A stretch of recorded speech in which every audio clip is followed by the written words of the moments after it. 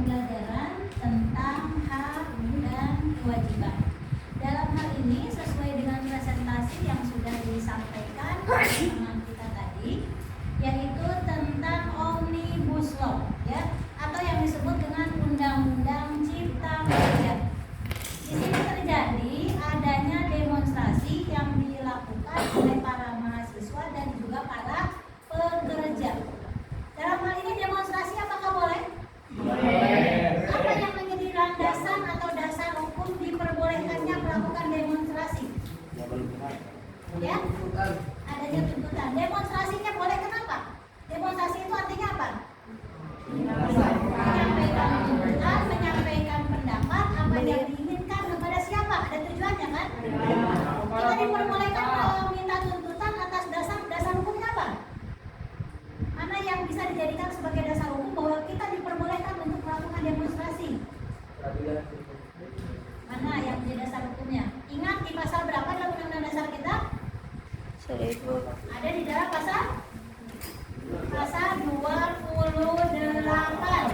Setiap warga negara ya, berhak dan punya pasal 28 kemerdekaan berserikat, berkumpul, mengeluarkan pikiran baik secara lisan maupun tulisan, begitu bunyinya kan? Ya, berarti setiap orang itu berhak untuk mengemukakan pendapat. Bisa secara lisan, berarti menyampaikan apa yang diinginkan. Contoh tadi, ada Undang-Undang Cipta Kerja.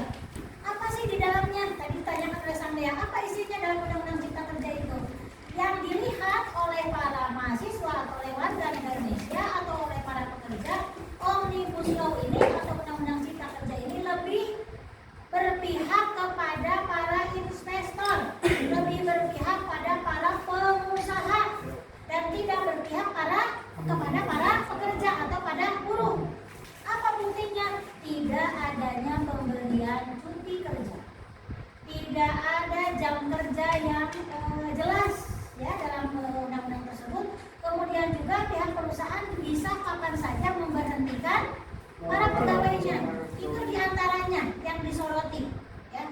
Sehingga kalau kita melihat poin-poin tersebut kira-kira menguntungkan pada kita sebagai pekerja? Jelas ini adalah merugikan kepada para pekerja. Masa tidak ada cutinya? Nah, ini sudah merupakan sebuah pelanggaran terhadap hak seseorang, hak seorang pegawai untuk mendapatkan cuti kerja atau masa kerjanya, betul tidak? Nah, maka di sini ada harapan-harapan yang diinginkan oleh para pekerja yang diwakili oleh para mahasiswa, ya, menyampaikan aspirasinya secara lisan dan juga boleh secara tertulis. Kalau melihat demo kadang ada yang dibuat dalam tulisan, pimpinan kartun atau membuat sebuah banner dan lain sebagainya, itu secara tertulis itu sudah dijamin oleh Undang-Undang Dasar, diperbolehkan. Hanya tentunya ketika berdemonstrasi ada prosedur yang harus ditempuh. Tidak asal ngomong, tidak asal datang ke suatu tempat untuk meminta sesuatu, tapi ada prosedurnya yang harus dilakukan. Misalnya siapa yang ditujunya, ya, untuk Undang-Undang Cipta Kerja ini kepada siapa harapannya, siapa yang akan yang harus memberikan jawaban itu. Kemudian di mana dilakukan demonstrasi itu. Kemudian ada berapa orang yang akan ikut berdemo supaya ada pengamanan. Ya. Dan tentunya dalam pelaksanaan demonstrasi tidak diperbolehkan melakukan tindakan kekerasan. Lagi apabila merusak fasilitas umum. Tadi terjadi dalam kasus yang dilakukan demo pada bulan apa tadi? Demonya pada bulan apa? Pada bulan Oktober 2020.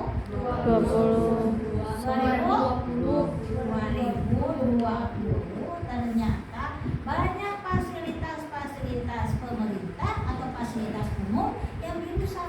Halte bis rusak, pos polisi rusak, dan berbagai macam fasilitas yang ada di pinggir jalan. Kalau sudah ada kerusakan seperti itu, siapa yang rugi? Negara harus diganti oleh pemerintah. Pemerintah akan mengganti fasilitas tersebut dari mana uangnya? Dari kita lagi. Yang seharusnya digunakan untuk hal yang lain, barangkali ini harus membetulkan atau memperbaiki fasilitas yang rusak. Nah, oleh karena itu, harapannya ketika kita menyampaikan sesuatu yang kita inginkan, sampaikan dengan prosedur yang benar dan dengan tata cara yang benar. Kita analogikan dalam kehidupan kita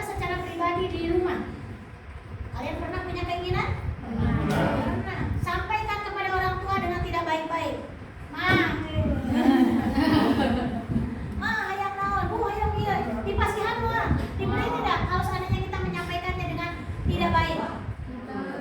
Wah. Malah dicarekan. Betul? Ya. Karena apa? Karena tata cara yang dilakukan tidak baik.